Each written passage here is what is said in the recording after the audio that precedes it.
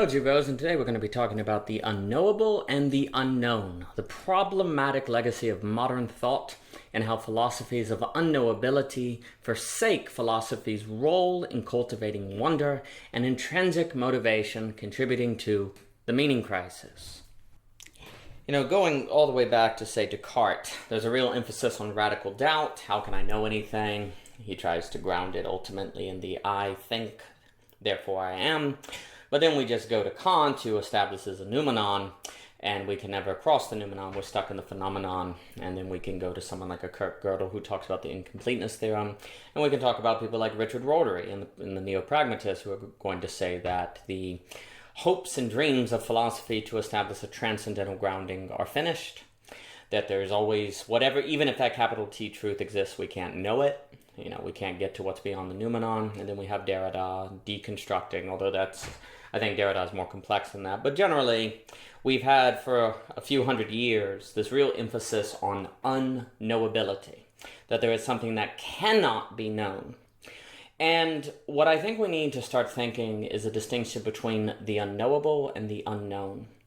If I look at a chair and I say that's unknowable, well, then you just kind of go, okay. But if I say, oh, there's a chair and it's unknown, the way we are toward the chair is very different. If I say it's unknown, you may look at me and say, well, what do you mean it's unknown? Why is it unknown? Is there a story to it? Is there something we haven't examined? When I say that the chair is unknown, that there's something unknown about it, it's an invitation. It invites further investigation, further engagement, further care, to use Heidegger's language. There's a different towardness to the chair, a different kind of being, if you will, if we stick with the Heideggerian language. But if I say that chair is unknowable, well, that's the end of the conversation, and we'll go back to our movie. Unknowability has been the stress of, I guess you could say, modern thought. That there are limits to what humans can know, and we can't go any further. And indeed, there's something extremely valuable in the humility, the epistemic humility, even ontological humility, that an emphasis on unknowability can create. But there's also a way in which we can go too far. Because if the world is ultimately unknowable, who cares? What's the point? Why engage in philosophy? And I don't think it's by chance that as philosophy has emphasized unknowability, it's basically just turned into exercises on college campuses between thought experiments like the trolley problem or the history of philosophy. Because we can know the history of philosophy, we can know what previous thinkers thought, and we can know the parameters of a thought experiment that we can explore. But actually using philosophy, actually engaging in philosophy, that seems to be finished on college campuses or generally in people's minds, and that's rational. That makes sense if the stress is on unknowability, because what is philosophy going to gain you? What I would like to suggest is that we need a movement from philosophies of unknowability to philosophies of the unknown. You could even say the modern thought of unknowability to the modern thought of the unknown. I think this is very important. I think the meaning crisis has been greatly worsened by thinking the philosophy of unknowability.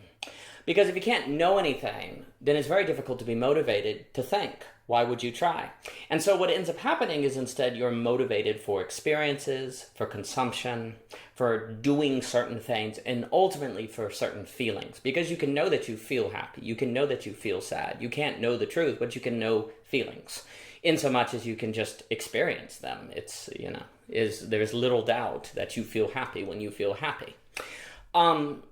Well, this really serves capitalism.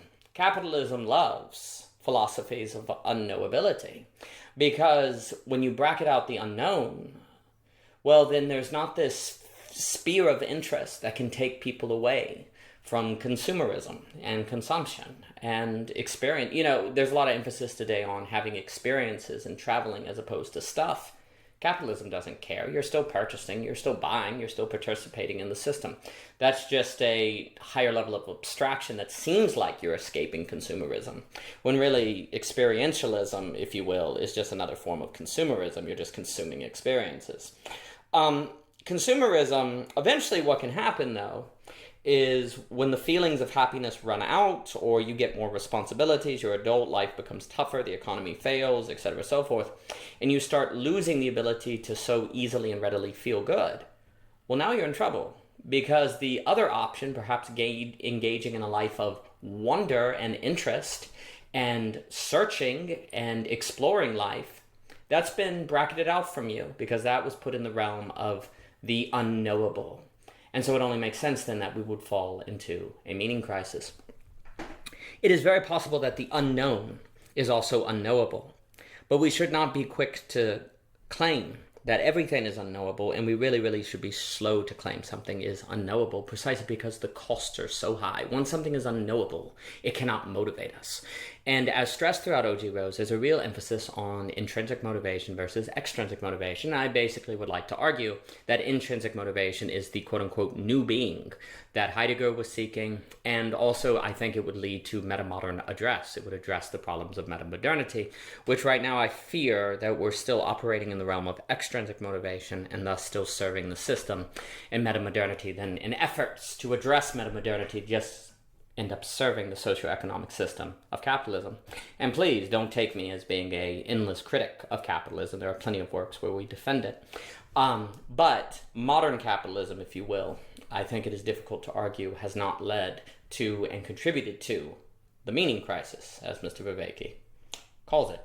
And again, we have a piece called The Meaning Crisis as a Sign of Hope, where there's a positive take on the meaning crisis. But if we're talking about the mental illness crisis, the suicide crisis, the hopelessness crisis, all these different things, then I fear the loss of intrinsic motivation contributes to it, and we need intrinsic motivation.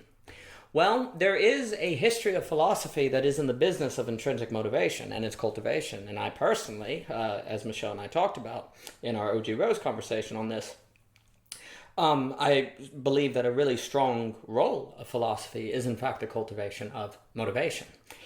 And this goes back to the ancient notion from, say, Plato, that philosophy starts in wonder. If you find life interesting, if it strikes you with a certain wonder, then it's engaging and you will be motivated. It is hard to imagine a person who sees life in terms of wonder suffering depression. Now, mental illness is a broad category, and there are different kinds of mental illness. There's the mental illness resulting from a family trauma. There is the mental illness that results from a feeling that life is not worth living. Both of these tend to be called depression, but they don't seem to be the same. The depression that I am mostly describing is this kind of philosophical melancholy, this sort of lack of motivation as a result of not seeing life as having meaning. I'm not discussing the idea, I'm not claiming that, say, philosophy can necessarily help one overcome the post-traumatic stress disorder. Those are different categories, and I think we need more categories in the mental health discussion. But if we're talking about melancholia, this philosophical depression, I think philosophy can play a very big role if it is a philosophy of the unknown. Because why do we find something interesting and why are we filled with wonder? Because we come to think that there's something about a thing that we don't know and that we want to know, and that's exciting. A philosophy of the unknown has a potential for hope. And I like the phrase unknown because it could be alluding to a Lacanian the real, it could be alluding to a Lovecraft creature, utterly terrifying, or it could be referring to a beatific vision of God, or a mystery that has a certain beauty, truth, and goodness to it that can be realized. The unknown is a broad category. We don't know if it's good or bad, and it won't fit into a simple category of emotional stimulation. It is a thing that is very difficult to reduce, and we need the unknown in order to feel motivated to get out of bed in the morning and motivated to be our own mover as opposed to being moved by what is external to us. There's an idea that the foundation of America was very contingent upon the frontier, and you have this, I think Frederick Turner maybe talks about the frontier thesis and how this was big for the American identity. In a similar way, it would seem that every individual thrives or is better at thriving when there is some kind of frontier that they can motivate themselves to cross and to explore. Where there is a stress on unknowability, there cannot be a frontier, only a wall. But where there is a stress on the unknown, there can be a frontier. And in this way, I think we need to move in the direction of a philosophy of the unknown, or philosophies of the unknown, if you will.